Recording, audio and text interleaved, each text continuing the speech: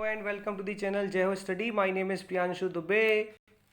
Test conduct कराया जा चुका है। टेलीग्राम ग्रुप पे बच्चों ने टेस्ट मतलब अच्छे से दिया है। कुछ लोग अंतिम समय में आए थे, इनरोल होने नहीं हो पाए। जो रह गए हैं वो अगले टेस्ट से पहले खुद को इनरोल कर लें, उनको ये वाला पेपर भी प्रोवाइड करा दिया जाएगा और साथ साथ जो होंगे वो तो मिल ही जाएंगे। कुछ लोग अभी रुके हुए हैं, सॉल्यूशन देखेंगे तब लेंगे, इनरोल तब होंगे। तो चलो सॉल्यूशन शुरू करते हैं। मैं तुमको इस पेपर का पहले एक व्यू दूंगा पूरा, और साथ में कुछ क्वेश्चन सॉल्व कर लेते हैं। चलिए क्वेश्चन सॉल्व करते हैं। पहला क्वेश्चन लिखा हुआ है कि बताइए, select the correct statement regarding the local administration of the सल्तनत पीरियड। है ना, सल्तनत काल के स्थानीय प्रशासन के संबंध में सही कथन का चयन करिए।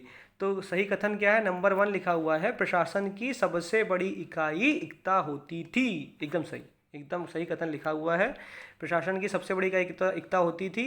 तो जो किंगडम था उसको कई सारे प्रोविंसेस में डिवाइड किया गया था। उन प्रोविंसेस को इक्ता कहते थे, और उस इक्ता पर जो एडमिनिस्ट्रेशन करता था उसे कहा जाता था नईम, या फिर उसे ही कहते थे हम लोग वली। नईम अथवा वली कहते थे, और वली। ठीक है। तो स्टेटमेंट 2 क्या लिखा हुआ है? इक्ता धारकों को वली कहते थे। एकदम सही लिखा है, इक्ता धारकों को ही वली कहा जाता था। दूसरा स्टेटमेंट सही है, पहला स्टेटमेंट सही है। तीसरा स्टेटमेंट लिखा हुआ है, प्रशासनिक इकाइयों में सबसे नीचे शिक होते थे। Six were at the bottom of the administrative units. ये गलत है, यहाँ पर शिक की जगह होना चाहिए था परगना होते, सबसे नीचे होते थे परगना। परगना क्या थे? Pargana comprised of villages. और सल्तनत काल में जो गांव थे उनको कहा गया है प्रशासनिक एडमिनिस्ट्रेशन की बेसिक यूनिट। ठीक है। इसका मतलब हमारा स्टेटमेंट नंबर 1 एकदम सही, स्टेटमेंट नंबर 2 भी सही है। धारकों को वली कहते थे या फिर नईम कहते थे। स्टेटमेंट नंबर 3 गलत है। यहाँ पर मैंने क्या बताया, क्या होना चाहिए था? यहाँ पर होना चाहिए था शिक की जगह परगना। इसका मतलब हमारा कौन सा स्टेटमेंट आंसर सही है? सी ऑप्शन सही है, 1 एंड 2। ठीक है, चलिए आगे। क्वेश्चन नंबर 2 लिखा है, निम्न में से सही कथन चुनिए। किसके बारे में पूछ रहा है? ये पूछ रहा है choose the correct statement from the following. तो स्टेटमेंट 1 लिखा हुआ है, Ibn Battuta came to India in the 13th century. देखो इब्न बतूता के बारे में मैं तुम्हें बताता हूँ। इब्न बतूता मोरक्को से आया हुआ एक यात्री है। देखो तो मैं एक कहानी सुनाता हूँ, कहानी से जनरली याद हो जाता है। देखो मोरक्को से एक यात्री आया और वो अपनी किताब उल रहला, फिर से बोल रहा हूँ, वो अपनी किताब उल रहला में ये वर्णन कर रहा है कि मैं सुल्तान के साथ वार्तालाप करने में व्यस्त हूँ, तभी मैंने देखा कि एक 13 से 14 साल की छोटी सी बच्ची जो सफ़ेद साड़ी में है वो अपने पति की अर्थी के पीछे चल रही है, और लोगों का हुजूम उसके पीछे चल रहा है, उसको घेर के चल रहा है। अर्थी लोग उठा के चले जा रहे हैं, और आगाज मतलब लोग चिल्ला रहे हैं सती माता की जय, सती माता। मैं तुमको सती प्रथा की बात बता रहा हूँ, जो इब्न बतूता ने इसके बारे में बोला है किताब में अपनी। और वो बोला है कि जिज्ञासावश जब मैंने ये देखा तो मैं इस भीड़ के पीछे चल दिया कि आखिर ये कौन सा, भारत में ये क्या कौन सा फंक्शन चल रहा है। तो मैंने देखा कि शमशान घाट पर पहुंचने के बाद उस लड़की के पति की अर्थी को जमीन पर रखा गया, और उस लड़की को उस अर्थी के ऊपर बैठा दिया गया, और उस अर्थी में आग लगा दी गई। अब किसी को भी आग लगाओगे तो भागेगा भाई, तुमको अगर मैं माचिस की तीली छुला दूं तो भाग दोगे। देखो ये बात अलग है, इतिहासकार लिखते हैं कि उस वक्त उन लड़कियों को नशा दिया जाता था ताकि वो मतलब होश में ना रहें, क्योंकि जिंदा आदमी को इस तरीके से जलाना इतना आसान नहीं होता होगा। तो वो लड़की जब भागने की उस नशे में भी, आग तो आग है, उस नशे में भी जब लड़की भागने की कोशिश कर रही है तो 4-5 मुस्टंडे बांस की सहायता से, कोई उसके सर को दबाया हुआ, कोई उसकी जंघाओं को दबाया हुआ है। इस प्रकार इब्न बतूता लिख रहा है कि जब मैंने उसको जलते हुए देखा, ये कार्यक्रम देखा, तो मैं वहीं पर बेहोश हो गया। इससे तुम्हें 2 बातें क्लियर हो गई। पहला, इब्न बतूता कहाँ से आया था? मोरक्को से आया था। दूसरा, किसके शासनकाल में आया है? मोहम्मद बिन तुगलक के शासनकाल में इब्न बतूता भारत आया है। तीसरा, उसकी किताब का नाम क्या था? किताब उल रहला। चौथा, अब जब तुमको मैं मध्यकालीन भारत पढ़ा रहा हूँगा तो मैं तुम्हें कुछ बताऊंगा गुलाम वंश के बारे में। तब मतलब मैं तुमको सल्तनत काल के बारे में बताऊंगा, तब मैं तुम्हें कोई ट्रिक बताऊंगा। अगले क्वेश्चन में तुम्हें ट्रिक बताता हूँ मैं तुम्हें क्या बताऊंगा। तो देखो इब्न बतूता मोहम्मद बिन तुगलक के शासनकाल में आया, और मोहम्मद बिन तुगलक का जो शासनकाल था वो एक्चुअली में था, अभी बता देता हूँ। अच्छा देखो, मैं तुमको एक ट्रिक बताऊंगा। गु खा तसले में, हंसना नहीं कि पता नहीं क्या बता रहे हैं मास्टर साहब, कुछ भी बता देते हैं। कुछ लोगों ने बोला नहीं, गू खा का तसले में ट्रिक खराब है, हम गुड़ खाएंगे। तुम्हारा जो मन है तुम करो। गू खा तसले में, तो ये गू खा तसले में जो ट्रिक है ये कहती है सल्तनत काल में सबसे पहले कौन लोग आए? गुलाम वंश। उसके बाद खा से खलजी वंश, ता से तुगलक वंश, सा से सैयद वंश, ला से लोदी वंश। ठीक है। गुलाम खलजी तुगलक, सैयद लोदी और माँ तसले में, माँ मतलब सल्तनत, दिल्ली सल्तनत के खत्म होने के बाद, सल्तनत काल के खत्म होने के बाद मुगल वंश आ गए, ठीक है, सत्ता में। मुगल वंश सत्ता में आ गया। जब हम लोग पढ़ेंगे तो हम लोग जानेंगे कि सल्तनत काल में सबसे लंबे समय तक रहने वाला जो क्या बोलते हैं वंश था, उसका नाम था तुगलक वंश। ठीक। दिल्ली सल्तनत में सबसे लंबे समय तक रहा, उसका नाम था तुगलक वंश। तो ये तुगलक वंश की बात मैं तुमको बताऊंगा, तब मैं तुम्हें बता रहा हूँ कि मोहम्मद बिन तुगलक के शासनकाल में इब्न बतूता भारत आया। और ये मोहम्मद बिन तुगलक का शासनकाल था 14th सेंचुरी। तो इसका मतलब स्टेटमेंट ये गलत हो गया। इब्न बतूता 13वीं सदी में भारत नहीं आया, बल्कि ये 14वीं सदी में भारत आया। स्टेटमेंट 2 लिखा हुआ है कि इब्न बतूता 20 वर्षों तक मोहम्मद तुगलक के दौरान में, गलत है, 8 वर्षों तक रहा है। तो इसका मतलब स्टेटमेंट 1 और स्टेटमेंट 2 दोनों गलत है। इसका ऑप्शन क्या होगा? 2 का ऑप्शन हो गया डी। चले आगे, चले आगे। क्वेश्चन नंबर 3 लिखा हुआ है, मोहम्मद तुगलक के काल के संबंध में सही कथन चुनिए। देखिए, मोहम्मद बिन तुगलक के बारे में फेमस है कि जब इसकी मृत्यु हुई तो इसके लिए बदायूनी ने एक स्टेटमेंट बोला कि राजा को प्रजा से और प्रजा को राजा से मुक्ति मिल गई। क्यों बोला? तो कुछ ना कुछ तो इन्होंने किया ही होगा। तो देखो, मोहम्मद बिन तुगलक के बारे में कहा जाता है कि बहुत ही पढ़ा लिखा मूर्ख शासक था ये। वाइजेस्ट फोलिश कह रहे हैं इसको। बहुत पढ़ा लिखा, बहुत efficient in philosophy, math, science, हर चीज़ में, एस्ट्रोलॉजी, एस्ट्रोनॉमी, हर चीज़ में बहुत अव्वल दर्जे का व्यक्ति। लेकिन थोड़ा सा इसको मतलब गधा, मतलब मूर्ख की संज्ञा दे दी गई, क्योंकि इसने कुछ ऐसे प्रयास किए, कुछ ऐसे मतलब कुछ ऐसे निर्णय ले लिए जो उल्टे पड़ गए। ठीक है। फॉर एग्जाम्पल, इसने टोकन करेंसी चला दी बहुत सारी। टोकन करेंसी जब इसने चलाई तो इसको बोला गया प्रिंस ऑफ मनीयर्स। मनीयर्स की संज्ञा दी गई इसको, मोहम्मद बिन तुगलक को। कुछ अच्छे काम भी किए हैं। फॉर एग्जांपल, इसने एक डिपार्टमेंट ऑफ एग्रीकल्चर बनाया। उस डिपार्टमेंट ऑफ एग्रीकल्चर को बोला गया है दीवान ए कोही। ठीक है, दीवान, ये याद रखना। तो ये मोहम्मद बिन तुगलक काल के संबंध में सही कथन चुनने को कह रहे हैं। कौन सा कथन सही है बताइए। पहला लिखा है गांव की मुखिया को मुकद्दम कहते थे, एकदम सही है, मुकद्दम कहा जाता था। सेकंड स्टेटमेंट लिखा है छोटे भूस्वामियों को खूत कहलाते थे, तो the small land holders were called खूत, ये भी एकदम सही है। और हिंदू स्वायत्त राजा रॉय कहलाते थे। तीनों ही स्टेटमेंट एकदम झकास तरीके से सही है। तो इसका ऑप्शन हो गया डी, उपरोक्त सभी। ठीक, इसी प्रकार के क्वेश्चन दिए गए हैं। चलो आगे चलते हैं। चौथा देखो, इसी प्रकार मैं क्वेश्चन तुमको एक व्यू दे रहा हूँ बस पेपर का। फिर लिखा हुआ है, पांचवा क्वेश्चन देख लेते हैं। लिखा हुआ है निम्नलिखित को क्रोनोलॉजिकल ऑर्डर में सेट करिए। लिखा हुआ पानीपत का पहला युद्ध, तो भाई तुमको पता होना चाहिए पानीपत के 3 युद्ध हुए। पहला युद्ध हुआ है 1526 में। किसके बीच हुआ है? इब्राहिम लोदी और बाबर के बीच में। ठीक है, जब पढ़ रहे होंगे हम लोग मुगल वंश, तो हम जानेंगे कि आखिर बाबर को किसने इन्वाइट किया था भारत में युद्ध लड़ने के लिए। बाबर के बारे में कहा जाता है बेचारा थोड़ा सा दुर्भाग्यशाली था। जब तक उसने फरगना वैली में अपने पिता से सत्ता ली, पिता के जगह पर सत्ता संभाली फरगना वैली में, उसके बाद से लगातार युद्ध कर रहा है। भारत में भी आया 1526 में युद्ध लड़ा, 1527 में युद्ध लड़ा, 1528 में युद्ध लड़ा, 1529 में युद्ध लड़ा और 1530 में ख़त्म हो गए, चले गए, खत्म, भगवान को प्यारे अल्लाह को पास चले गए। तो 1526 में से लड़ा था पानीपत का युद्ध, 1527 में लड़ा खानवा का युद्ध, 1528 में लड़ा उसने चंदेरी का युद्ध और 1529 में लड़ा घघरा का युद्ध और 1530 में खत्म हो गए। इसकी भी शॉर्ट ट्रिक मैं तुम्हें बताऊंगा। पान खा चल घर, पान खा चल घर, है ना, पान खा चल घर, पानीपत, खानवा, चंदेरी और घघरा, ये युद्ध है।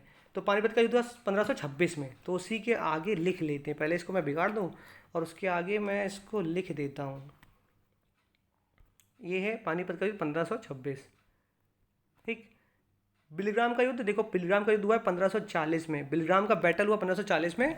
देखो, हुमायूं के लिए भी कहा जाता है कि पनौती तो बेचारा वो भी था, जब सत्ता में अपने पिता के मरने का सत्ता में बैठा तो फिर सत्ता बांटनी पड़ी अपने भाइयों के साथ। और जब बिल्कुल एकदम राज करने की बिल्कुल उस पर आया तो शेरशाह सूरी के आक्रमण हो गए। तो पहले हुआ बैटल ऑफ चौसा 1539 में, जिस युद्ध में शेर खान ने हुमायूं को हराया और उपाधि धारण कर ली। इसके बाद खुद को उसको कहा जाने लगा शेर शाह सूरी। ठीक है। तो बिलग्राम का युद्ध हुआ 1540 में, जिसे कन्नौज का युद्ध भी कहा जाता है। ठीक है, बैटल ऑफ कन्नौज भी कहते हैं। इस युद्ध में भी हुमायूं भाग गए, यहाँ से भारत छोड़ के भाग गए थे ईरान। तो ये युद्ध हुआ 1540 में। तालीकोट का युद्ध हुआ है 1565 में। जब मैं तुम्हें साउथ इंडिया पढ़ाऊंगा तब बताऊंगा कि विजयनगर साम्राज्य और बहमनी साम्राज्य के बीच में एक युद्ध हुआ 1565 में। ठीक। और हल्दी घाटी का युद्ध हुआ 1576 में। कभी उदयपुर घूमने जाओगे तो तुम वहाँ पर देखोगे, गाइड तुमको कहानी सुनाएगा कि 1576 में साहब जब हल्दी घाटी का युद्ध हुआ था, तब उस वक्त मुगल की सेना में मान सिंह को भेजा गया अकबर की तरफ से। अकबर ने अपनी शान के चलते युद्ध लड़ा, कोई मतलब नहीं था युद्ध लड़ने का, अपनी शान के चलते युद्ध लड़ा है। तो महाराणा प्रताप को मतलब नीचे झुकाने के लिए मान सिंह को भेजा गया, जो अकबर का सेनापति है। और उस मान सिंह के जो गाइड कहानी सुनाएगा वो बोलेगा कि हाथियों की सेना थी मुगलों के पास बहुत ज़्यादा, और महाराणा प्रताप के पास घोड़ों की सेना थी, तो इनसे लड़ा कैसे जाए। तो एक युति बनाई गई। एक मतलब एक बनाया गया, एक चालाकी चली गई। महाराणा प्रताप ने बोला कि इन जनरली जो हाथी होता है वो अपने बच्चों पर आक्रमण नहीं करता, हाथी हाथी अपने बच्चों पर आक्रमण नहीं करेगा। तो महाराणा प्रताप ने कहा कि क्यों ना घोड़ों को हाथी का बच्चों का मास्क पहना दिया जाए, मतलब एक लोकल मतलब बनाया गया मास्क, और वो हर हाथी को पहना दिया गया आगे सूंड ऊंड लगा के। इससे क्या हुआ कि हाथी को ये लगा कि जो सामने युद्ध लड़ रहे हैं ये सब हमारे बच्चे ही हैं, तो हाथी ने जनरली उन पर वार नहीं किया। अच्छा, इसी क्रम में वो गाइड तुमको सुनाएगा कि वो महाराणा प्रताप ने बिल्कुल अपने भाले के साथ घोड़े चेतक को लेकर दौड़ पड़े महाराणा प्रताप, और छलांग मारी जैसे ही घोड़े ने मान सिंह की तरफ, और निशाना साधा महाराणा प्रताप ने। तभी हाथी ने देखा अरे ये तो घोड़ा है, हाथी नहीं है, तो उसने सूंड से, मतलब जनरली जो मुगल के हाथी थे उनके सूंड में तलवार रखा कर दी चलाने वाली, तो उसने अपने सूंड चला दी, तो चेतक का पैर कट गया, निशाना चूक गया, राणा प्रताप नीचे आ गिरे। उसके बाद चेतक ने राणा प्रताप की जान बचाई, भागते भागते भागते कहीं पहुंचे हैं फिर। ये है हल्दी घाटी का 1576। इसका मतलब ये समझ में आ गया मुझको, इसका आंसर क्या इस कहानी से? इसका आंसर है 1 2 3 4, इसका मतलब बी ऑप्शन। ठीक, चले आगे। अच्छा, ये लिखा है न्यूलिथिक साइट्स लिखी हुई है, प्लेसेस लिखे हुए हैं। क्वेश्चन बढ़िया है बहुत ये वाला। न्यूलिथिक साइट्स और बता का मेहरगढ़ कहाँ पर है? एकदम पाकिस्तान में, एकदम सही है। बुर्ज होम कश्मीर में सही है। कोलिड हवा उत्तर प्रदेश में एकदम सही है। पय्यमवली ये गलत है, देखो पय्यमवली ये पता है तमिलनाडु में है ये एरिया। ठीक है, इस क्वेश्चन को रट्टा लगा लो, एकदम बहुत इंपॉर्टेंट क्वेश्चन है। इंपॉर्टेंट सारे हैं, बहुत ही इंपॉर्टेंट क्वेश्चन है सारे के सारे, लेकिन ये बहुत अच्छा क्वेश्चन लगा मुझे। देखो इसके बाद क्वेश्चन नंबर 7 बता रहा है महाजनपद के बारे में बातें कर रहा है। देखो तुम्हें पता होना चाहिए कि बुद्ध साहित्य और जैन साहित्य दोनों ही साहित्यों ने महाजनपदों की बात, षोडश महाजनपद बोला है कि 16 महाजनपद भारत में एग्जिस्ट करते थे, और ऐसा बुद्ध साहित्य के अंगुत्र निकाय में बोला। ये रट्टा लगा लेना, अंगुत्र निकाय के द्वारा ये बताया गया है कि 16 महाजनपद थे, और इन 16 महाजनपदों में मगध बहुत खतरनाक था। जो सबसे पहले था वो था काशी, मतलब वाराणसी जनपद, वो बहुत खतरनाक, पावर बहुत शक्तिशाली था। लेकिन उसके बाद मगध बहुत शक्तिशाली बन गया। तो इसमें ये लिखा हुआ कि ये महाजनपद और आधुनिक राज्य, भाई अंग जो है, अंग की कैपिटल थी चंपा, ये आधुनिक बिहार में एकदम सही है। मगध भी बिहार में है, वज्जी भी बिहार में है, वत्स ये जनरली बिहार में नहीं है, ये स्टेटमेंट गलत है। ये होना चाहिए था मॉडर्न प्रयागराज, मतलब जो मॉडर्न इलाहाबाद में है ये यमुना नदी के किनारे। तो डी ऑप्शन तुम्हारा गलत है, बाकी तीनों सही है। याद रखना कि मगध की 3 कैपिटल रही हैं। मगध की 3 कैपिटल कौन कौन सी रही हैं? रट्टा लगा लो। पहली कैपिटल का नाम था गिरिव्रज अथवा राजगृह, दूसरी कैपिटल का नाम था पाटलिपुत्र, तीसरी कैपिटल थी वैशाली। ऐसा बोला जाता है कि गिरिव्रज कैपिटल जो मगध की पहली कैपिटल थी, ये जब मगध मतलब पूर्ण रूप से जब गिरिव्रज जल गई, तो फिर महागोविंद नाम के एक व्यक्ति ने फिर से उसकी रचना करी, तो उसका नाम रखा गया राजगृह। ठीक है, तो अंग की कैपिटल थी चंपा और मगध की कैपिटल है 3, तो ये, और वत्स की कैपिटल है कौशाम्बी। ठीक है, तो ये याद रखना, ये याद रखोगे तो तुमको कम से कम थोड़ा बहुत तो फायदा हो जाएगा। चलें आगे क्वेश्चन नंबर 8 की ओर। क्वेश्चन नंबर 8 अमरावती शैली पर है। देखो मैं तुम्हें क्वेश्चन बार बार बता रहा हूँ, पेपर को मैं तुम्हें व्यू दे रहा हूँ। अमरावती शैली का उदय 200 ईसा पूर्व में हुआ था, एकदम स्टेटमेंट बढ़िया सा लिखा हुआ है, बढ़िया स्टेटमेंट। और उसके बाद लिखा है सेकंड स्टेटमेंट कि अमरावती शैली का विकास ये कुषाण नहीं होना चाहिए, ये होना चाहिए सातवाहन ने किया है। ठीक है, सातवाहन के बारे में हम लोग जानेंगे कि पोस्ट मॉडर्न पीरियड में जब बृहद्रथ जो अंतिम शासक था मौर्य का, जब उसकी मृत्यु हुई, बृहद्रथ जब मरा, उसके बाद की कहानी हम सुनेंगे कि बृहद्रथ मरा कैसे। तो जो अंतिम शासक था, जिसे अरे अरे अरे अरे अरे वापस जाना पड़ेगा, रुक जाओ बस, वापस आ गए। देखो बृहद्रथ जो अंतिम शासक था मुगल का, ये जो मुगल का अंतिम, सॉरी मुगल कह रही है, देखो पीपीटी एक्चुअली ये मैंने इसको क्लोज किया तो ये वापस पहुंच गया और मेरे दिमाग की भी बत्ती जल गई। देखो जो बृहद्रथ था, जो मौर्य का अंतिम शासक था, इसको मारा है उसी के सेनापति, इसका नाम था पुष्यमित्र शुंग। पुष्यमित्र शुंग ने इनको मारा है। तो पोस्ट मौर्यन में कौन सा शुंग है, और शुंग का अंतिम शासक था देवभूति, जिसको मारा था वसुदेव कण्व ने। और वसुदेव कण्व का जो कण्व वंश का अंतिम शासक था, उसका नाम था सुशर्मन, और सुशर्मन को मारने वाले व्यक्ति का नाम था सिमुक, और सिमुक था सातवाहन वंश का फाउंडर। ठीक है, तो ये बातें हम पढ़ेंगे, जब हम पढ़ेंगे अपना एंशिएंट इंडिया तब पढ़ेंगे। तो इसका ए स्टेटमेंट तो ठीक है, बी स्टेटमेंट गलत है। यहाँ पर सातवाहन, इसका मतलब आंसर क्या हो गया? 8 का आंसर हो गया ए। चलें आगे, क्वेश्चन नंबर 9। अच्छा, लिखा हुआ है निम्न में से किस जैन तीर्थंकर का उल्लेख ऋग्वेद में मिलता है? तो ध्यान रखो, देखो भाई ऋषभदेव का उल्लेख, देखो 24 जैन धर्म में तीर्थंकर, तीर्थंकर क्या होते हैं? तीर्थंकर का मतलब होता है ग्रेट टीचर्स, महान अध्यापक, या फिर इन्हें कहते हैं leader of their own religion, अपने ही धर्म गुरु कहते हो तुम उनको, तीर्थंकर को। तो ऐसे 24 तीर्थंकर हुए। पहले हुए ऋषभदेव, 24वें नंबर के हुए वर्धमान महावीर, ठीक है, वर्धमान जिनको महावीर भी कहा जाता है, ठीक है। तो ऋषभदेव का ही वर्णन मिलता है ऋग्वेद में। ऋग्वेद में ऋषभदेव का वर्णन मिलता है, अरस्तनेमी का भी वर्णन मिलता है। ऋषभदेव को नारायण का अवतार वायु पुराण और विष्णु पुराण में बोला गया है। ऋषभदेव को नारायण का अवतार भी बोला गया है। कहीं ना कहीं उस समय धर्म को हिंदू धर्म में मतलब ये वेद में क्यों कनेक्ट कर रहे हैं, तो कुछ ना कुछ तो कहानी होगी, सुनाएंगे जब वेद पढ़ेंगे तब। वेद में ज्ञान बहुत धुआंधार चैप्टर है वेद, तब देखेंगे। अच्छा, ये थोड़ा सा इसके बारे में, वर्धमान जी के बारे में थोड़ा सा जानने की कोशिश कर लेते हैं। डायग्राम मिल जाए तो मैं दिखा दूँ। हाँ, ये देखो मिल गया। देखो ये देखो, तुमने अगर वो पढ़ा होगा, क्या बोलते हैं उसको, ब्लड रिलेशन, खूनी संबंध जब पढ़े होंगे तुमने, तो तुमने पता होना चाहिए कि वर्धमान जो थे वो सिद्धार्थ के बेटे थे। ये सिद्धार्थ वो वाले सिद्धार्थ नहीं, महात्मा बुद्ध को भी सिद्धार्थ कहा जाता है, वो सिद्धार्थ नहीं है ये। तो ये वर्धमान जो बेटे हैं सिद्धार्थ के, तो जब सिद्धार्थ के वर्धमान पैदा हुए तो उन्होंने बोला कि मेरे इस बेटे के आने से मेरे मान सम्मान में वृद्धि हुई, तो इसका नाम रख दिया वर्धमान। वर्धमान बाद में इसे महावीर भी कहा गया, ठीक है। सिद्धार्थ की पत्नी का नाम था त्रिशला, मतलब वर्धमान महावीर की माँ का नाम क्या था, त्रिशला, ठीक है, माँ है त्रिशला। वर्धमान महावीर की पत्नी का नाम था यशोदा। वर्धमान महावीर की बेटी का नाम था अनुज्जा प्रियदर्शना, अनुज्जा प्रियदर्शना। और वर्धमान महावीर के दामाद का नाम था जमाली। क्वेश्चन कभी कभी आ जाता है कि बताइए वर्धमान महावीर का पहला शिष्य कौन बना, तो तुम याद रखो जमाली वर्धमान महावीर का पहला शिष्य बना, ये ध्यान में रखना, ठीक है। चलिए आगे। अरे यार, ये तो मतलब कुछ ना कुछ हो ही जा रहा है मुझसे। चलें आगे। अगला क्वेश्चन लिखा हुआ, क्वेश्चन नंबर 10 लिखा है कि बताइए where was the first Buddhist council organised, प्रथम बौद्ध महासंगीति का आयोजन कहाँ किया गया था, है ना।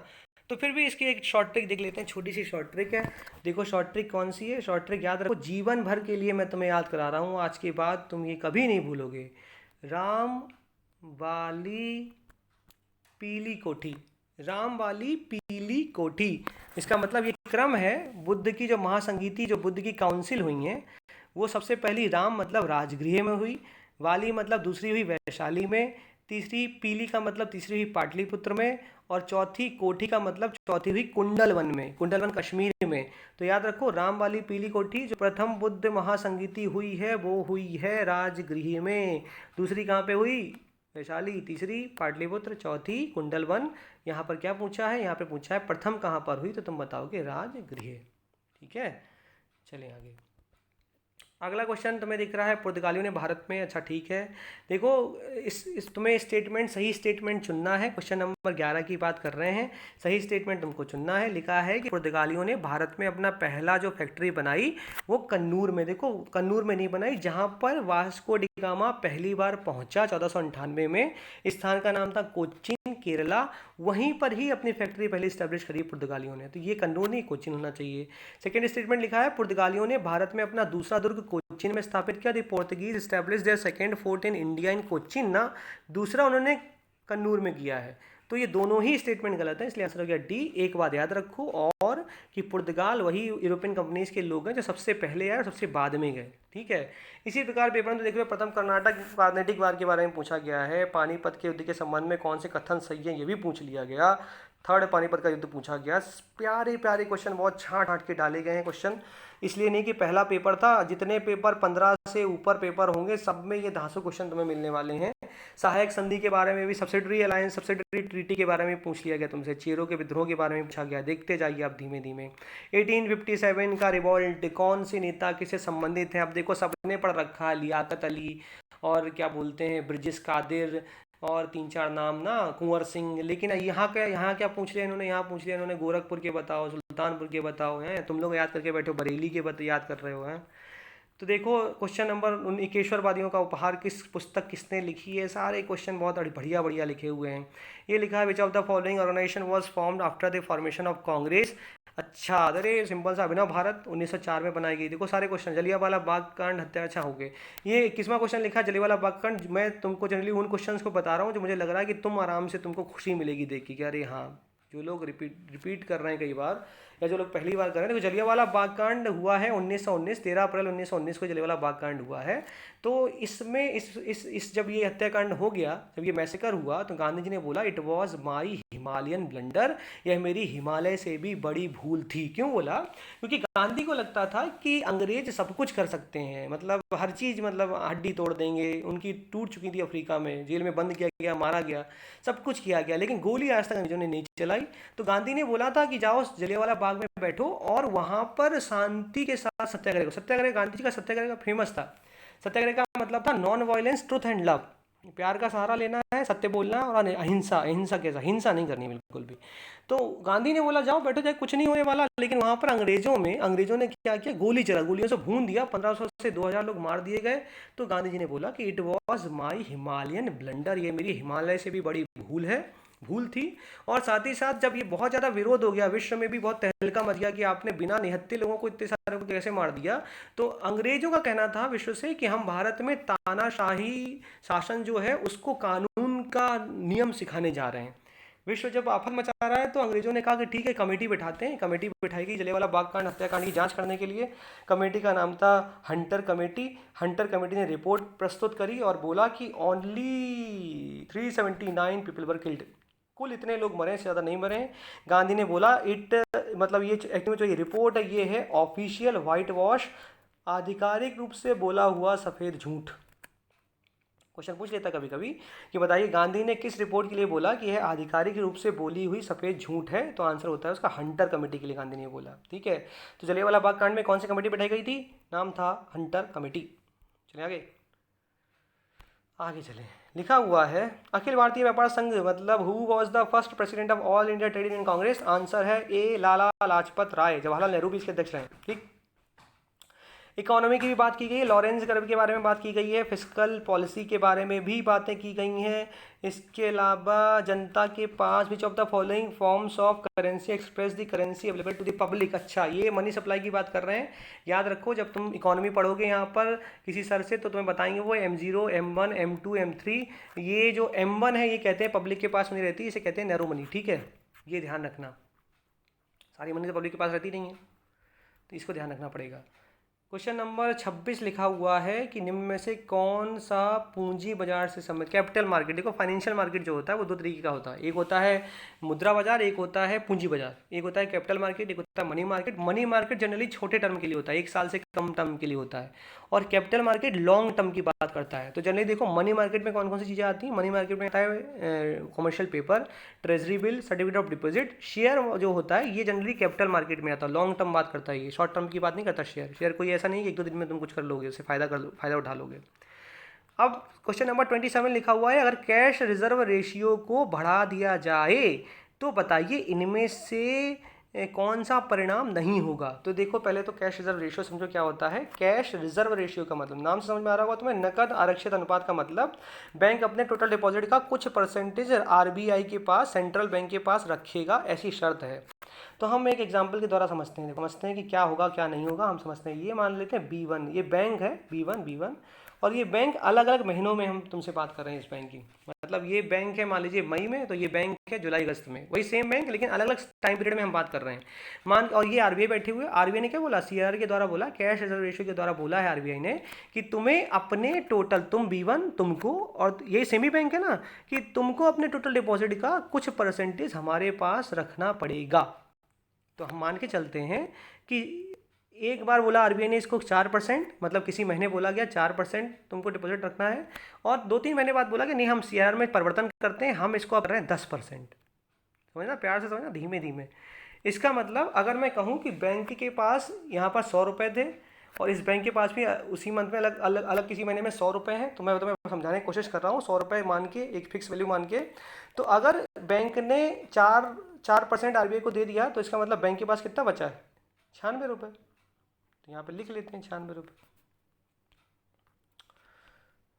बोर्ड पे प्रकट होना चाहिए, ये ज़्यादा सही है। ये बोर्ड पे किसी ने, अभी लॉकडाउन चल रहा है, लॉकडाउन खुल जाने तो फिर बोर्ड पे प्रकट होता हूँ मैं, अभी इसमें मज़ा नहीं आ रहा है। B1 देखो भाई, अब मैंने बोला अगर इसके पास 100 रुपये हैं, इन बैंक के पास 100 रुपीज़ हैं, और कैश रिजर्व रेशियो इस वक्त 4% है और किसी और वक्त में अगर 10% है, इसका मतलब है इस बैंक ने अगर 4 रुपये जमा कर दिए तो इसके पास कितने रुपये बचे? 96। और अगर इसने 10 रुपये जमा करने हैं, जो कि आरबीआई ने बोला कैश रिजर्व रेशियो यही होता है, अपने कैश का टोटल कैश का इतना रेशियो तो तुम्हें जमा करना पड़ेगा, तो इसके पास कितने बचे? 90 रुपये। अब ध्यान से सुनना क्योंकि मैं लिख नहीं पा रहा हूँ, ध्यान से सुनो।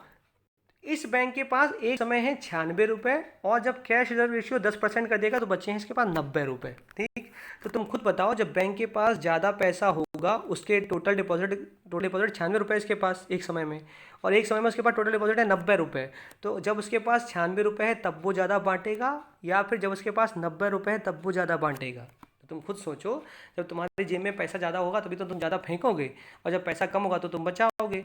बैंक भी वही कर रहा है। बैंक के पास जो 96 रुपये है तो वो चाहेगा कि वह लोगों को लोन ज़्यादा बांट दे क्योंकि पैसा ज़्यादा है उसके पास। इस वक्त कैश रिजर्व रेशियो क्या था? 4%, तभी तो उसके पास 96 रुपये बचे। तो बैंक क्या सोचेगा कि हम पैसे को ज़्यादा से ज़्यादा बांट दें। बांटने का कैसे? लोन देके। बैंक ऐसे तो कहते नहीं आओ भैया फ्री में ले जाओ, तो बैंक क्या करता है? बैंक लोन देता है किसी ना किसी इंटरेस्ट रेट पे। तो ऑब्वियस ही बात है, अगर उसे जनता को पैसा ज़्यादा देना है तो उससे वो लोन कम परसेंटेज पे कम इंटरेस्ट पे देना पड़ेगा, ज़्यादा इंटरेस्ट पे देना पड़ेगा? तुम खुद सोचो, वो लोन कैसे पे देगा? वो लोन कम इंटरेस्ट पे देगा। ठीक है ना? तो फिर से मैं तुम्हें लिख के समझा रहा हूँ, ये है B1। वही बैंक जब 10% यहाँ पर थे, इसके पास 96 रुपये बांट रहा है, और यहाँ पे बच्चे हैं इसके पास 90 रुपये, जब कैश रिजर्व रेशियो बढ़ा दिया गया। तो अब तुम खुद सोचो, जब बैंक बांटना चाहता है तो वो क्या करेगा? वो अपना इंटरेस्ट रेट लोन देने वाला डाउन कर देगा, क्योंकि वो पैसा बांटना चाहता है। और पैसा जब बांटना चाहता है तो तुम खुद बताओ, इंटरेस्ट रेट डाउन होगा, लोग बैंक पहुंचेंगे और पैसा भर भर के लेंगे, तो ये बताओ मनी सप्लाई बढ़ेगी, पैसा की लिक्विडिटी जो तरलता है बढ़ेगी घट जाएगी? बढ़ जाएगी ना, लोगों की जेबों में पैसा पहुंच जाएगा। अगर पैसा लोगों की जेब में पहुंच गया तो ये बताओ डिमांड जो होगी, उनकी जो डिमांड है वो बढ़ जाएगी घट जाएगी? बढ़ जाएगी। और अगर डिमांड बढ़ी तो सप्लाई बढ़ जाएगी, और अगर सप्लाई बढ़ी तो फिर क्या बढ़ेगा? इन्फ्लेशन बढ़ जाएगा। इसका मतलब कैश रिजर्व रेशियो को कम करने से इन्फ्लेशन बढ़ जाता है, डिमांड बढ़ जाती है, मनी सप्लाई बढ़ जाती है, सप्लाई बढ़ जाती है, और इंटरेस्ट रेट डाउन हो जाएगा। ठीक है, इसको बोला जाता है। इसके बारे में भी मैं एक बात करता हूँ अभी कि डियर मनी चीप मनी क्या होता है। अब देखते हैं दूसरे चीज़ को, दूसरे बैंक के मतलब उसी बैंक में किसी और मंथ की बात कर रहे हैं। अब हो गया CRR 10%, इसका मतलब बैंक के पास कितने बचे? 90 रुपये। तो जब बैंक के पास 90 रुपये बचे हैं तो उस कंडीशन में जब पैसा कम है तो बांटेगा कम। बांटेगा कम, इसका मतलब लोन का इंटरेस्ट रेट ज़्यादा कर देगा, कम कर देगा? ज़्यादा कर देगा। ज़्यादा इंटरेस्ट रेट होगा, लोग लोन कम लेंगे। लोन कम लेंगे, इसका मतलब मनी सप्लाई घट जाएगी। मनी सप्लाई, लोगों के पास जेबों में पैसा कम होगा तो डिमांड घट जाएगी। डिमांड घट जाएगी तो सप्लाई घट जाएगी। सप्लाई घट जाएगी तो कहीं ना कहीं क्या होने वाला? इन्फ्लेशन घटेगा कि बढ़ेगा? इन्फ्लेशन भी घट जाएगा। तो क्वेश्चन ने क्या पूछा? क्वेश्चन कह रहा है अगर कैश रिजर्व रेशियो को बढ़ा दिया जाए तो बताइए इनमें से कौन सा कथन सही नहीं है? ऑप्शन सी पढ़ो, क्या लिखा हुआ है? इन्फ्लेशन, मुद्रास्फीति बढ़ जाएगी, जबकि इन्फ्लेशन बढ़ाने पर मुद्रास्फीति कम होगी। ध्यान से इस वीडियो को धीमे धीमे सुनना। यूट्यूब में एक फीचर होता है कि तुम वीडियो की स्पीड को कम कर दो तो तुमको आराम से समझ में आ जाएगा मैंने क्या बोला। कैश रिजर्व रेशियो, अगर तुम इस बात को समझ के जीवन में कभी नहीं भूलोगे। अच्छा हाँ, दो टर्म और होते हैं, एक होता है डियर मनी और एक होता है चीप मनी। डियर मतलब होता है प्यारा, एक होती है डियर मनी और एक होती है चीप मनी। ये टर्म बार बार आता है, तो ध्यान रखो। डियर मनी का मतलब होता है जब मनी तुमको जब प्यारी होगी, मनी तुमको प्यारी तभी होगी, तो जब मनी प्यारी है तो तुम उसको तो खर्च करोगे कि अपने पास रखो? जो तुमको प्यारा उसको तुम फेंक देते हो क्या? उसको तुम अपने पास रखते हो। और चीप का मतलब मनी की जब वैल्यू तुमको लग रहा है को जाए बहुत पैसा है, एकदम उड़ा के फेंकेंगे, तब उसे कहते हैं चीप मनी। इसका मतलब अगर कैश रिजर्व रेशियो ज़्यादा होगा, तब तुम खुद बनाओ, तुम कैश रिजर्व रेशियो अगर ज़्यादा होगा तो मनी सप्लाई कम होगी, लोगों के पास पैसा जेब में खर्च करने के लिए कम है, तो वो पैसे को फेंकेंगे कि पैसे को रखेंगे अपने पास? रखेंगे। तो इसलिए उसको कहेंगे जब कैश रिजर्व रेशियो ज़्यादा होता है तो उसे कहते हैं डियर मनी पॉलिसी, और जब कैश रिजर्व रेशियो कम होता है तो उसे कहते हैं चीप मनी पॉलिसी। ठीक है, चलेंगे ये कभी इकोनॉमी में आएंगे तो अच्छे से एकदम युद्ध स्तर पे समझने की कोशिश करेंगे। चले देखो ये पेपर देखते चले जाओ। भारत का पठारी क्षेत्र पूछा है, प्लेटिव idea of India is comparatively less than that of the plain area. अच्छा ये स्टेटमेंट फॉर्म में लिखा है, क्वेश्चन लिखा है which of the following mountain is located on the western most. अच्छे अच्छे क्वेश्चन पूछे गए हैं काफ़ी। निम्न पर्वत श्रेणियों को उत्तर से दक्षिण क्रम में व्यवस्थित कर दीजिए। अरे तो क्या है सबसे ऊपर देखो, तो मैं डायग्राम दिखाने की कोशिश करता हूँ, बस ये फ़ोन वापस से हैंग ना हो जाए, जो कि मुझे डर ही लगा रहता है। फिर से देखते हैं कहाँ गया, ये देखो मिल गया, दिख रहा है थोड़ा थोड़ा, देखो दिख रहा होगा तुम्हें। नल्ला मल्ला हिल, जावेदी हिल ये है, और शिवराय हिल इसके नीचे है ना। तो यही तुम्हारा क्वेश्चन है। क्वेश्चन ने क्या पूछा, देखो क्वेश्चन में चले वापस से। क्वेश्चन क्या पूछा है, क्वेश्चन ने पूछा है, ये पूछा है कि क्रम बता दीजिए। क्रम बताइए, क्रम क्या है। अगर हम उत्तर से दक्षिण की तरफ जाते हैं तो क्रम क्या होगा, पहाड़ियों का क्रम तुमको दिख रहा है। सबसे ऊपर क्या है, सबसे ऊपर है नॉर्थ में कौन सी हिल होगी, नल्ला मला, मतलब सबसे ऊपर 2 नल्ला माला, उसके बाद जावेदी 1, और उसके बाद शिवराय। इसका मतलब ऑप्शन कौन सा सही हो गया, बी। फिर से मैं डायग्राम दिखा देता हूँ, कुछ लोग कहे होंगे बहुत जल्दी भगा रहे हैं, पता नहीं क्या मतलब क्या हो गया आज इनको। ये देखो नल्ला माला, जावेदी और शिवराय, स्क्रीनशॉट ले लो, और इसको रात दिन मतलब सोते खाते उठते कहीं भी जाते बस 2-2 मिनट के लिए डायग्राम देखना है, बस ज़्यादा दिमाग नहीं लगाना, ज़्यादा पढ़ना ही नहीं है फ्री के लिए। थोड़ा थोड़ा डायग्राम देखो और खुश रहो। चलिए अगला लिखा हुआ है, बताइए the famous mountain town of Shimla is located in which mountain range. तो भाई देखो भैया, हिमालय को जब हम पढ़ेंगे, डिवीजन ऑफ हिमालय पढ़ेंगे, तो हमको पता लगेगा सबसे ऊपर है ट्रांस हिमालय, पार हिमालय, उसके बाद है ग्रेटर हिमालय, महान हिमालय, फिर है मिडिल हिमालय, मध्य हिमालय, और उसके बाद हम लोग पढ़ेंगे लेसर मतलब शिवालिक हिमालय। ठीक है, अब ये कौन सा लेसर हिमालय है, कौन सा हिमाचल हिमालय है, कौन सा शिवालिक हिमालय मतलब सबसे आउटर हिमालय, ये सब हम लोग मतलब देखेंगे। कुल मिला के हमको खुद ही देखना पड़ेगा, इसको हम देखेंगे, इसको समझाएंगे कि बताओ भैया इनर कैसे कह रहे हो, उसको आउटर कैसे कह रहे हो, समझाएंगे। अभी के लिए समझ लो कि जो मिडिल हिमालय, जिसे हम लोग हिमाचल हिमालय भी कहते हैं, क्योंकि इसका उसका विस्तार जो हिमाचल में ज़्यादा है, तो इसमें 3 रेंज पाई जाती हैं। एक कहलाती है पीर पंजल रेंज, एक है धौलाधर रेंज, और एक होती है महाभारत रेंज। ठीक है, तो ये धौलाधर रेंज जो है, इसी धौलाधर रेंज, ये इसका लोकेशन है हिमाचल प्रदेश, और इस पीर पंजल का लोकेशन है कश्मीर।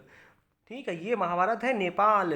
तो ये जो हिमाचल प्रदेश है, यहाँ पर शिमला हिल स्टेशन पाया जाता है, जो कि धौलाधर रेंज में है। क्वेश्चन क्या पूछा, प्रसिद्ध पर्वतीय नगर शिमला किस पर्वत श्रेणी में है। तो इसका आंसर हो गया ऑप्शन ए, धौलाधर। ठीक, अगला क्वेश्चन प्रमुख दर्रे की बात कर रहा है, कुछ पासेस की बात कर रहा है। ज्योग्राफी वाले सर जो तुमको पढ़ाएंगे वो तुम्हें पासेस के लिए बताएंगे। मैं तुम्हें एक छोटी सी ट्रिक बताता हूँ जो मैंने पढ़ रखी है, तो मैं सोचता हूँ मैं तुमको देने की कोशिश करूँ। तो देखो भैया शॉर्ट ट्रिक क्या है, देखो जब भारत का मैप देखोगे, सबसे ऊपर तुमको दिखाई देगा जम्मू कश्मीर, उसके बाद दिखाई देगा हिमाचल प्रदेश, उसके बाद दिखाई देगा उत्तराखंड। ठीक है, और इस सब जब तुम इसके ईस्ट में जाओगे तो तुम्हें दिखेगा सिक्किम। ऐसे चल रहा है, ऐसे देखो, ऐसे ऐसे ऐसे ऐसे, ऐसे। ठीक, पहले जम्मू कश्मीर, फिर हिमाचल प्रदेश, फिर उत्तराखंड, और फिर इधर सिक्किम। तो क्या शॉर्ट ट्रिक बनाना है, शॉर्ट ट्रिक याद रखो, जेके की पहली बीबी, फिर से बोल रहा हूँ, जेके की पहली बीबी, लिख दें क्या, जे के की पहली बीबी का नाम क्या है, इसका नाम है सबरी। सबरी का नाम सुना ना, सबरी के मीठे वे। तो देखो जेके की पहली बीबी, सबसे पहले जम्मू कश्मीर के कौन कौन से पासेस हैं। सबसे पहले जे से है जोजिला, के से काराकोरम दर्रा, के से खारदुंग पास या खारदुंगला, ला का मतलब ही होता है पास, पी से पीर पंजल, बनिहाल, और बी से बुरजिल। ठीक है, बुरजिल को ऐसे याद रखो कि बुजदिल लोग ही पत्थर फेंकते हैं, है ना, और तब बेहाल हो जाते हैं बाद में, जब पुलिस डंडे मारती तो बेहाल होकर रोते हैं। बनिहाल और बुरजिल कहाँ पर है, कश्मीर में। ठीक, जेके की पहली बीबी का नाम क्या था, सबरी। और मैंने तुम्हें बोला कि भारत के नक्शे में सबसे ऊपर जम्मू कश्मीर है, उसके बाद है हिमाचल प्रदेश। नक्शे को मैं ऊपर से नीचे देख रहा हूँ तब बता रहा हूँ। तो सबरी में इसका मतलब हो गया शिव की पास, शिव किला, शिव की पास। सबरी में बा का मतलब हो गया बारालाचा ला, और री में रा का मतलब हो गया रोहतांग पास। हिमाचल प्रदेश में 3 पास है, शिव की, बारालाचा और रोहतांग। इंपॉर्टेंट बात बता रहा हूँ ये। तो सबरी जो है ये रूठ गई, जो जेके की पहली बीबी सबरी है ना, वो रूठ गई, तो उनको नीति ने मना लिया। तो जेके की पहली बीबी सबरी को नीति ने मना लिया। उत्तराखंड के पास कौन कौन से हैं, नीति ने मना लिया, नीति पास, मना पास, लिया का मतलब लिपुलेख पास, लिपुलेखला। ठीक, ठीक है, उत्तराखंड में 3 पास हैं।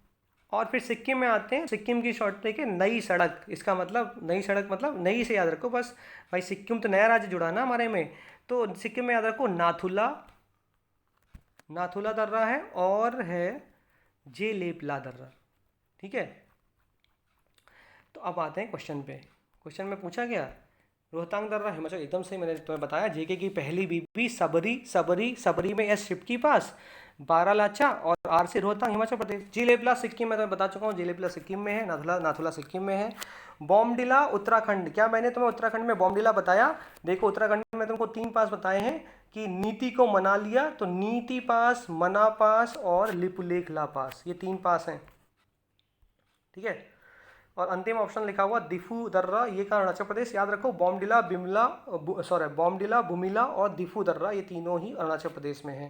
तो इसका ऑप्शन कौन सा सही हो गया? इसका ऑप्शन इसने पूछा है कौन सा गलत, कौन सा स्टेटमेंट, कौन सा सही संकलित नहीं है, तो इसका आंसर हो गया सी, बॉमडिला दर्रा सही संकलित नहीं है, बॉमडिला है अरुणाचल प्रदेश, ठीक है। चलिए आगे। ये भी क्वेश्चन एलिनो के बारे में पूछ लिया गया है। कभी ज्योग्राफी वाले तुम्हें सर पढ़ाएंगे तो डायग्राम दिखा के एलिनो ला लीना सब बताएंगे, सिंपल, बहुत सिंपल। आइसो हेलाइन के बारे में बहुत बार क्वेश्चन पीसीएस पूछ चुका है, आइसो हेलाइन, आइसो बात, आइसो निफ के बारे में घुमा फिरा के। जनजातियाँ हर बार पेपर में कभी ना कभी टकराई जाती हैं, आरओ के पेपर में बहुत आती हैं जनजातियाँ, और पीसीएस के पेपर में भी स्तर जब अच्छा होता है तो जनजातियाँ पूछी जाती हैं। निम्नलिखित में से कौन सी झील, अच्छा ज्योग्राफी के आज क्वेश्चन बहुत अच्छे रखे गए हैं। देखो ये क्वेश्चन पूछ रहा है which of the following lakes is completely located in the United State of America, इनमें से कौन सी झील पूर्ण रूप से अमेरिका में है? तो मैं तुमको पहले तो बताता हूँ, डायग्राम दिखाएंगे तब समझेंगे, पहले डायग्राम बाद देख लें। ये देखो मिल गया, देखो क्या है, देखो 5 ग्रेट लेक्स में 5 झीलें आती हैं, उनकी शॉर्ट ट्रिक है होम्स, HOM, होम जानते हैं ना, होम, आजकल सब होम में ही तो क्वारंटाइन हो रखे हैं सब लोग, होम्स। तो होम्स में क्या है, होम्स का मतलब क्या है, H से है हुरॉन लेक, हुरॉन, देखो इसको पहले मैं बिगाड़ दूँ, फिर तुमको हुरॉन लेक दिखाता हूँ। ये देखो ये है लेक हुरॉन, दिख रही ना, होम्स में H का मतलब हुरॉन, उसके बाद O का मतलब ओंटेरियो, M का मतलब मिशिगन, ठीक, HOME का मतलब लेक ईरी, देखो ये है लेक ईरी, और होम्स एस का मतलब लेक सुपीरियर। क्वेश्चन क्या पूछा, ये देखो ये है बॉर्डर, देखो ऊपर कनाडा तुमको लिखा दिख रहा होगा, कनाडा, ये देखो ऊपर दिख रहा होगा, चमक रहा है कनाडा, और ये है नीचे अमेरिका, ठीक है, ये है कनाडा, ये है अमेरिका, और ये है बॉर्डर, देखो ये तुमको बॉर्डर दिख रहा होगा, ये बॉर्डर है। इस बॉर्डर में तुम देखो कि इस बॉर्डर में कौन सी ऐसी, देखो ये जो झीलें हैं होम्स, ये कनाडा और यूएसए के बीच में बॉर्डर में है एकदम, लेकिन कौन सी झील जो तुमको पूर्ण रूप से यूएसए में दिखाई दे रही है, उस झील का नाम है, पूर्ण रूप से देखो उस झील का नाम है मिशिगन, ठीक है। यही हमारा क्वेश्चन है। हमारे क्वेश्चन में क्या पूछा गया, हमारे क्वेश्चन पूछा गया कि बताइए कौन सी झील पूर्ण रूप से, which of the following lakes is completely located in the United State of America, answer गया इसका सी। ये भी क्वेश्चन बहुत बार आ चुका है, ठीक है। इसके बाद क्या है, इसके बाद क्वेश्चन नंबर 38 बता रहा है कि कैपिटल बता दीजिए। बहुत ही सिंपल क्वेश्चन है, कभी भी इस तरह के क्वेश्चन को करने का सबसे अच्छा तरीका होता है कि मैप उठाइए और देख जाइए। अगर आप मैप देख गए हो तो आपको बहुत आसानी होगी, ठीक है। सेंट्रल एशिया का मैप उठाइए, देखिए ईरान कहाँ है, ईरान की कैपिटल तुमको तेहरान दिख रही है, ये कहाँ पर है, बिश्केक कहाँ है, दुशांबे कहाँ है, ताशकंद कहाँ पे है, ये देखोगे तो तुमको ये बहुत जल्दी क्वेश्चन सॉल्व होने वाला है। तो बहुत अच्छा क्वेश्चन है, ये बहुत प्यारा क्वेश्चन है।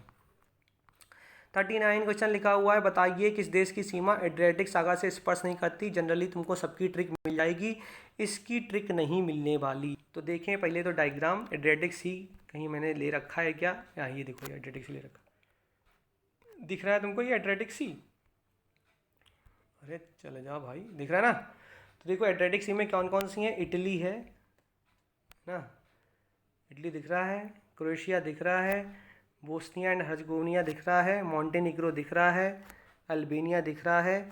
तो ये जो 5-6 कंट्रीज़ हैं ये एड्रियाटिक सी के चारों तरफ हैं। लेकिन अब हम जाते हैं ऑप्शन पे, क्या लिखा हुआ है, बताइए इनमें से कौन सी कंट्री का बॉर्डर एड्रियाटिक सी से टच नहीं होता। तो मैंने तुम्हें डायग्राम में क्या इटली दिखाया था, तो इटली था, हाँ भाई इटली तो है, इसका मतलब ऑप्शन ए सही है। अल्बानिया हमको देखो कोने में एकदम नीचे था, हाँ अल्बानिया भी एकदम सही दिख रहा है हमको, था इटली था, अल्बानिया था, क्रोएशिया भी था, सर्बिया नहीं था, ठीक है। तो याद रखना टोटल 6 कंट्रीज़ हैं जो एड्रियाटिक सी के चारों तरफ हैं। शॉर्ट ट्रिक चाहें तो याद रख लेना, तुम्हारी कैब मिस हो गई, कैब में जाते हैं ना, ओला कैब, उबर कैब, तो याद रखना कैब मिस, CABMIS। अब तुम्हारा काम है कि मैप देखो, एड्रियाटिक सी को ढूंढो और ये शॉर्ट ट्रिक लगा लो वहाँ पे, कैब मिस, है ना। एस से सर्बिया नहीं है, ठीक, नहीं तुम्हें ऐसे पता लगा सर्बिया मार के बैठ जाओ। फिर से तुम्हें मैप दिखा देता हूँ, है ये देखो, ऐसे दिख रहा है तुमको, देखो ये देखो,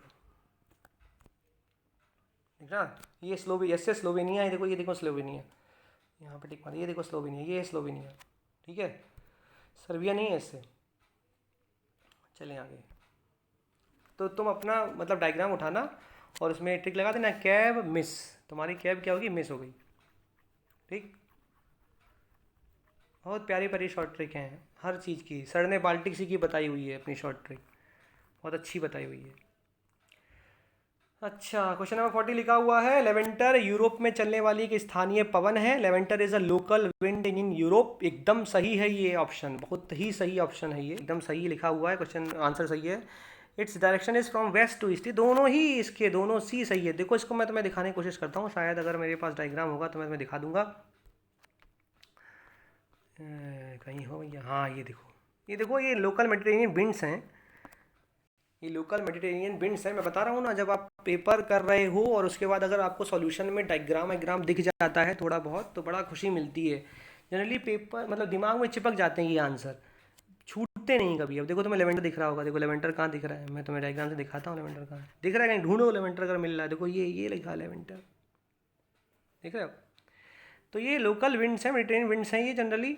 तो ये देखो सिरोको दिख रही है तुम्हें, है ना, मिस्ट्रल दिख रही है, बोरा दिख रही है, यही आती हैं सारी जितनी लिखी हुई हैं इसमें, खमसिन दिख रही है, यही सारी जनरली ये सभी पूछी जाती हैं। तो मैं तुम्हें ये देखो लेवेंटर दिख रही है, ये लोकल विंड है।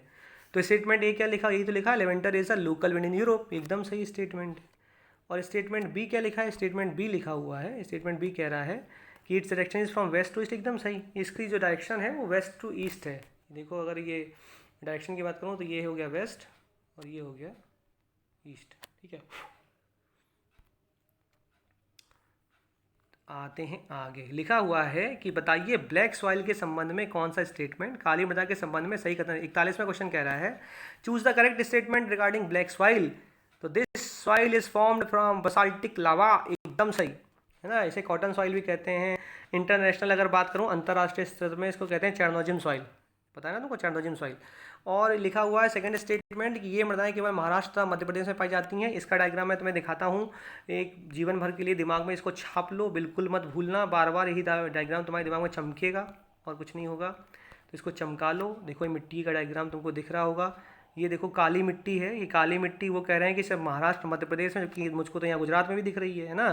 तो ये सिर्फ महाराष्ट्र और मध्य प्रदेश में नहीं काली मिट्टी, इसका क्षेत्र बहुत ज़्यादा, एरिया बहुत ज़्यादा है, बहुत ज़्यादा एरिया में पाई जाती काली मिट्टी। इसका मतलब अगर मैं मोटे मोटे तौर पे समझ लूँ तो मुझे समझ में आता है कि स्टेटमेंट नंबर 2 एकदम गलत है, तो इसका मतलब ऑप्शन इसका ए ही सही है। तो क्वेश्चन नंबर 41 का आंसर है ए। ऐसे ही क्वेश्चन दिए हुए हैं, देखो परियोजना दी हुई है, प्रोजेक्ट और रिवर के नाम दिए, कौन से बताओ, तो तुम्हें पता होना चाहिए। डुलहस्ती कहाँ पर है, डुलहस्ती है चिनाब रिवर पे, डी के साथ सी, डीसी करंट होती है ना, तो ऐसे याद करो डीसी, ठीक, ऐसे याद करो। बगलिहार भी होता है बी के साथ भी सी, बगलिहार भी Chenab, B C D C याद रखो, डी सी। और टुलबुल, देखो एक एग्जाम होता है जेटीओ, जूनियर टेलीकॉम ऑफिसर, तो ऐसे याद रखो झेलम नदी पे कौन सा है, टुलबुल, ठीक। तो ये मेरे ख्याल से 2-3 मिला लो बैठ के और सब तुम्हारे धंधनाते हुए मिल जाएंगे। गंगा किस प्रकार का प्रवाह है, भाई ये तो पता होना चाहिए तुम्हें, कि ये बताओ पूर्ववर्ती है, अनुवर्ती है, समानांतर है, कैसा है, एंटीसीडेंट है कि कॉन्सिक्वेंट है कि, देखो एंटीसीडेंट का मतलब होता है जो जैसे बह रही थी वैसे ही बह रही हैं, बीच में कुछ भी आया काट पीट के निकल गई, तो गंगा कैसी है, एंटीसीडेंट है, पूर्ववर्ती नहीं थी, जैसे बह रही है, जैसे पूर्व में बहती थी वैसे ही बह रही है, कोई चेंज नहीं उसका, ठीक। एनसीईआरटी के बहुत ही अच्छे अच्छे क्वेश्चन उठा के रखे गए हैं, बहुत अच्छी तरीके से उनको डिज़ाइन किया गया है, आप देख लोगे ना तो आपको भी लगेगा पेपर का स्टैंडर्ड बड़ा अच्छा है। कॉरलेस फोर्स को भी एनसीईआरटी से उठा के पूछा गया है, और भी टेक्स्ट बुक का सहारा लेके मैं बता रहा हूँ, जो जो हम लोगों के साथ में जो टीम लगी हुई है, बहुत ही अच्छी टीम लगी हुई है पेपर बनाने वाली। तो क्वेश्चन पूछा हुआ है कि बताइए इंटरनेशनल मेज एंड व्हीट ग्रोथ सेंटर कहाँ पर है। बहुत प्यारा क्वेश्चन, मैक्सिको में है, ठीक है, याद कर लो इस क्वेश्चन को, रट्टा लगा लो कि मैक्सिको में, ठीक है। कि इंटरनेशनल मेज एंड व्हीट ग्रोथ सेंटर कहाँ पर है, मैक्सिको में। ठीक है, अब ये देखो नया क्वेश्चन है, इंडियन प्रिमिटिव कास्ट सर्वेंट। ऐसे बहुत सारे क्वेश्चन नए हैं, कुछ क्वेश्चन रिपीट जानबूझ के किए गए हैं ताकि थोड़ा सा कॉन्फिडेंस एक बना रहे। डूम्सडे वॉल्ट बहुत ही प्यारा क्वेश्चन, इस वक्त चल भी रहा है कोरोना वायरस, अनाज को लेकर बहुत लोग परेशान हैं कि कैसे क्या होगा। तो डूम्सडे वॉल्ट का संबंध किससे है, तो preservation of food seeds during emergency. Option है डी। न्यूज में बहुत ज़्यादा रहा है, इसलिए ये क्वेश्चन भी बहुत इंपॉर्टेंट है आने वाले एग्जाम्स के लिए जो भी होने वाले हैं। ठीक है, ये वाला देखो बराड़ के बारे में लिखा हुआ है, बहुत मतलब धीमे धीमे मैं तुमको दिखा रहा हूँ क्वेश्चंस का स्तर। इन्वेस्टमेंट इंडिया के बारे में लिखा हुआ है, धीमे धीमे आप देखते जाओ, आपको समझ में आ जाएगा कि क्वेश्चंस। ये देखिए सेकंड जनरेशन के आपसे बायोफ्यूल्स पूछ लिए, है ना। इसका मतलब एनवायरनमेंट को भी बहुत प्यार से कवर किया गया है। Choose the correct statement in the context of Eurasian otters, इसके बारे में पूछ लिया है। आप क्वेश्चन देखते जाइए, ये मैं तुम्हें पिछले ही वीडियो में पढ़ा चुका हूँ कि वाइल्ड लाइफ 1972 के शेड्यूल 1 में कौन कौन से एनिमल हैं, और अगर आप टेस्ट सीरीज कर रहे हो तो शेड्यूल 2 भी आपका कहीं ना कहीं क्लियर होता चला जाएगा।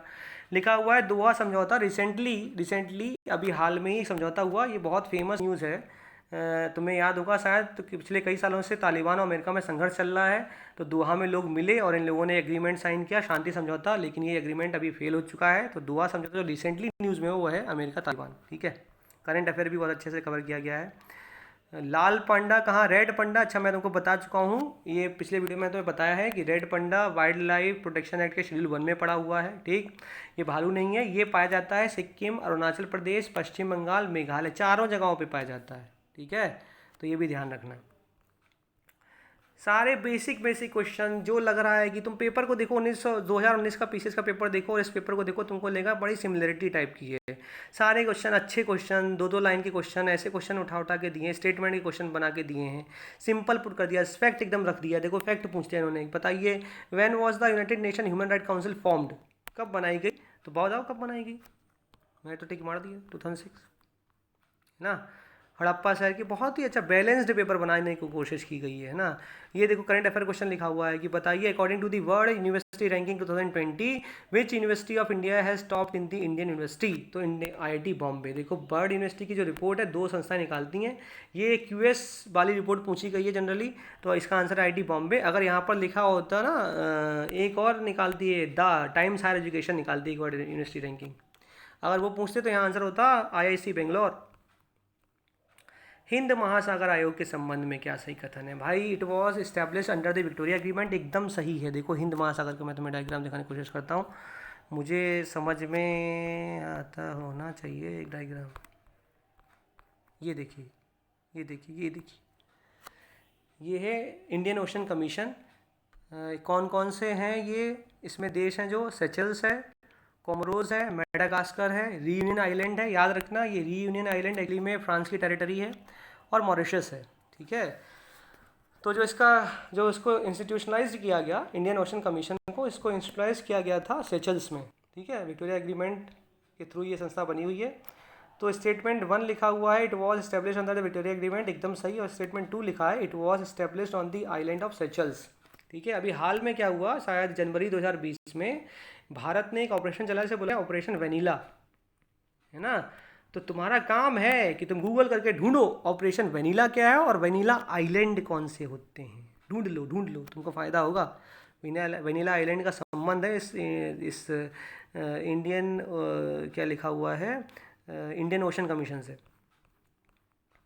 किरण योजना स्कीम्स भी सारी कवर कर ली गई आराम से, है ना। करंट क्वेश्चन देखिए पड़ा हुआ है कोरोना वायरस के संबंध में। हाल ही में कोरोना वायरस की रोकथाम के लिए भारत सरकार ने महामारी रोग अधिनियम लागू किया, एकदम सही। 1897 को ये अधिनियम बना है, 1897 लिखा है महामारी रोग अधिनियम स्वतंत्रता प्राप्ति के बाद। देखो कितना टेक्निकल के साथ क्वेश्चन को ऐसे रखा गया, यहाँ पर ईयर नहीं दी गई, यहाँ पर स्वतंत्रता की प्राप्ति के बाद। अगर आपने इसको एक भी बार क्वेश्चन को नहीं देखा है, आपको 1897 नहीं याद है, तो आप 100% सोचेंगे हाँ यार आज़ादी के बाद ही कुछ हुआ होगा, तो आप मार दोगे।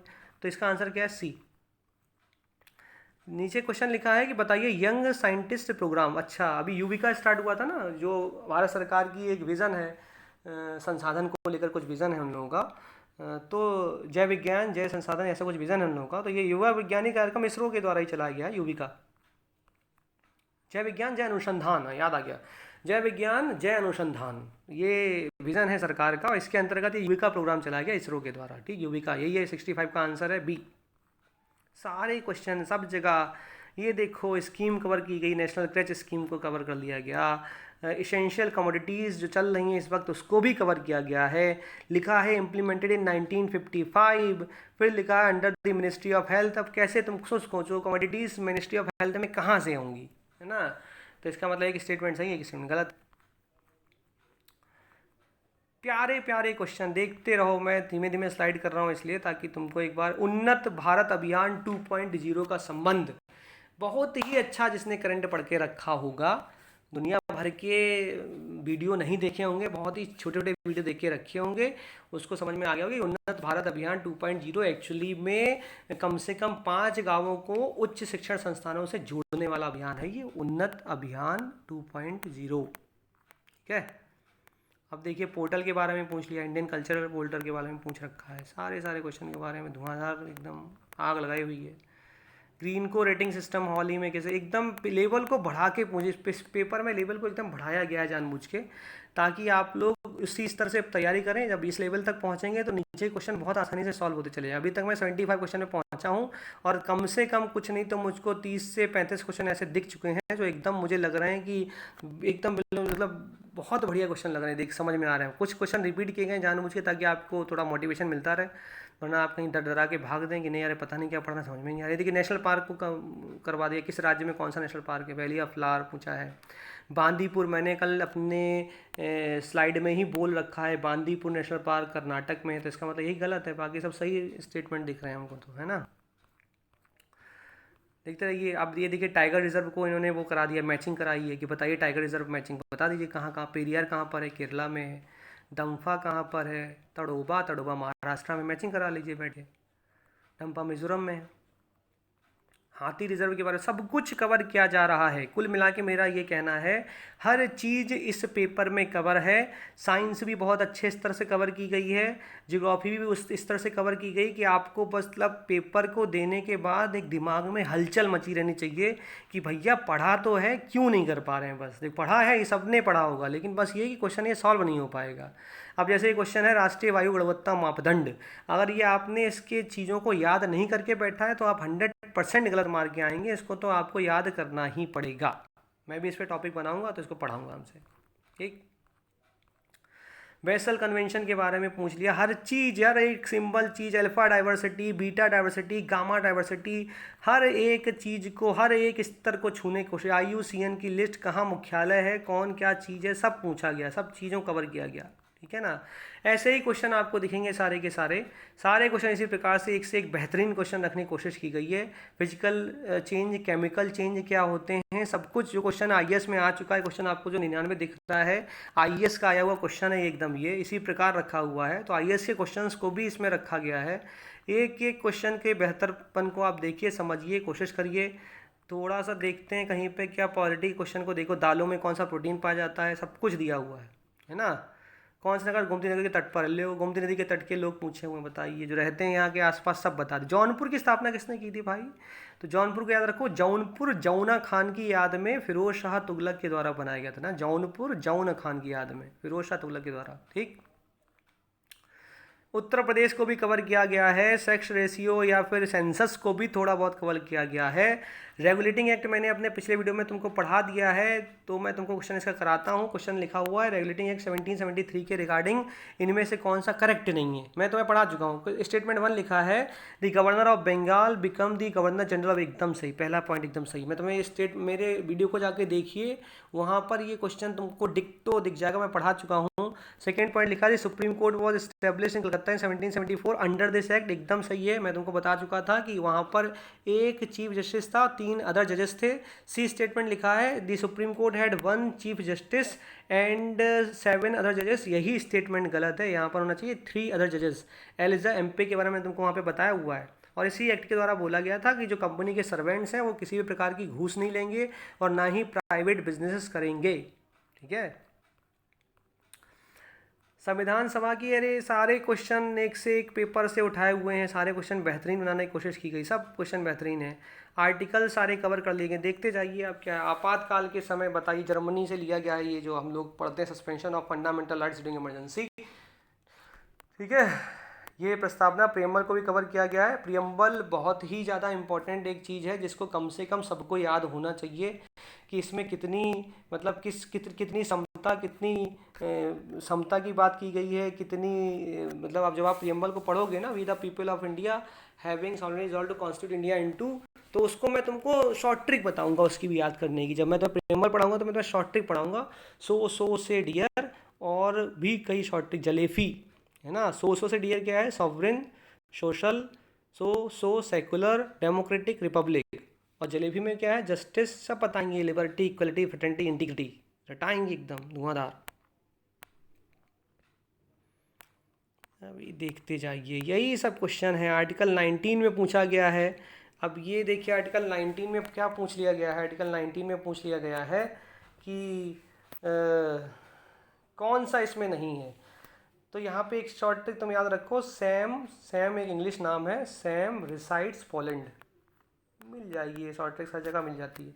सैम रिसाइड्स पोलैंड, ठीक है ना। ये आर्टिकल 19 के सारे प्रोविज़न मैंने तुमको बता दिए। सैम का मतलब है freedom of speech, assembly, association, movement, residence, and वही कौन से प्रोफेशन, कौन को क्या प्रोफेशन कर सकता है, क्या नहीं कर सकता है। तो ये है भाई साहब पूरा पेपर। आप पूरा पेपर देख लीजिए इसको बहुत प्यार से। ये भी मैं तुमको क्वेश्चन बता चुका हूँ, प्राइम मिनिस्टर किसका अध्यक्ष होता है। मैंने तुमको कल के ही शायद स्लाइड, कल या परसों की स्लाइड में बता रखा है, जब मैंने वाइल्ड लाइफ प्रोटेक्शन एक्ट पढ़ाया है तो मैंने तुमको बताया है कि prime minister is the chairman of NITI Aayog, committee on political affair, appointment committee, national commission और national commission of population control, inter state council, cabinet committee on security, council of scientific and industrial research, है ना, national river Ganga reservation, ये सब के अध्यक्ष हैं prime minister. सब कुछ ये मैं तुम्हें बता चुका हूँ थोड़ा थोड़ा। सब पार्लियामेंट में तुम्हें पढ़ाऊंगा तो मैं तुम्हें बताऊंगा कि पार्ट 5 में पार्लियामेंट आती है 79 से 122 के बीच में। पेपर देखते चले जाइए। आकस्मिक निधि कहाँ दी है, एक एक शब्द को 135वां क्वेश्चन, कितना प्यारा क्वेश्चन रखने की कोशिश की गई है, बहुत ही प्यारा क्वेश्चन, इसको पढ़िए। लिखा है कि the doctrine of judicial review has its origin and development in America, और दूसरा स्टेटमेंट लिखा हुआ है Indian constitution describes judicial review in detail. Bharat का संविधान जुडिशियल रिव्यू की बात ही नहीं करता, ठीक है, कहीं परिभाषित ही नहीं करता, कोई भी आर्टिकल परिभाषित नहीं करता। तो ये पूरा पेपर इसी प्रकार का पूरा पेपर है। ये देखिए लिखा हुआ है कि arrange the following committee in their chronology. Question RO 2017 में आ चुका है।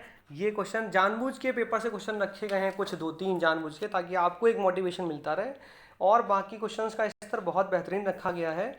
ये रखा गया, देखिए क्या रखा, ये ट्रिक याद रखिए। मैं तेरे, गाना सुना ना, मैं तेरे अगल बगल हूँ, बगल, मैं तेरे अगल बगल, नहीं गाना सुना, तो ये बगल वाला गाना रखो। बगल, बगल क्या, बी से बलवंत राय मेहता सबसे पहले, उसके बाद अशोक मेहता, उसके बाद GVK राव, उसके बाद LM सिंघवी, ठीक है। फिर से बोल रहा हूँ, बगल गाना याद रखो, मैं तेरे अगल बगल हूँ, ये बगल गाना याद रखो, तुमको याद रखेगा, बगल, बगल, BAGL। मैं तुम्हें पढ़ाऊंगा पंच, मैंने बोला ना पॉलिटी में तुम्हें 20 दिन में ख़त्म करूँगा, और ऐसा ख़त्म करूँगा खतरनाक, एक क्वेश्चन गलत नहीं होगा, ठीक। शेयर है सिंपल। ये तो पॉलिटिक क्वेश्चन बहुत ही अच्छे आए हुए हैं, सरल है ये क्वेश्चन देखते जाइए।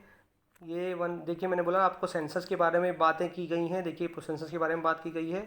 इसी प्रकार पूरा पेपर सेट किया गया है, बहुत बेहतरीन क्वेश्चन है, ज़्यादा से ज़्यादा लोग ऐड होइए, फ़ायदा उठाइए इस पेपर का। इस पेपर का अगर आप फ़ायदा उठाएंगे तो आपको ही PCS प्री 2020 में बहुत लाभ होगा। सबसे बड़ी गलती जो एस्पायरेंट कर देता है वो यही करता है कि वो पेपर को ना तो टेस्ट सीरीज़ सॉल्व करना चाहता है, और ना ही वो, अरे ठीक है ये क्या टेस्ट सीरीज़ है, मुझे तो करनी ही नहीं है, मैं तो, कोई भी टेस्ट सीरीज़ करिए लेकिन करिए ज़रूर, बहुत इंपॉर्टेंट है। आप टेस्ट सीरीज़ करेंगे आपको बहुत फ़ायदा होगा। आप हमारी टेस्ट सीरीज़ कर रहे हैं, जय स्टडी की टेस्ट सीरीज़ अगर आप कर रहे हैं, ये गारंटी है कि आपके पेपर में और लोगों की अपेक्षा जो लोग आएंगे कि हमारा पेपर वैसा हो, आपका बहुत अच्छा, बहुत बेहतरीन होगा, सिलेक्शन लेके जाओगे आप प्री में आराम से। लेकिन बस एक आपसे मतलब ये चाहिए हमको आपसे कि आप लोग कम से कम इसके लिए एकदम तैयार रहें, सच्चाई के साथ खड़े रहें कि हाँ मुझको ये जब भी ये टेस्ट सीरीज़ होगी मैं प्रॉपर हर संडे को पूरी तन्मयता के साथ 2 घंटे प्रॉपर बैठूंगा बिना किसी नकल के घर में, पूरी तन्मयता के साथ मैं पेपर सॉल्व करूंगा, चेक करूंगा और सर को भेजूंगा कि देखो मेरे इतने मार्क्स है, इतने मार्क्स है। इससे आपका ही इम्प्रूवमेंट होगा। ठीक है, इन्हीं सभी प्यारे शब्दों के साथ जय हिंद, जय भारत।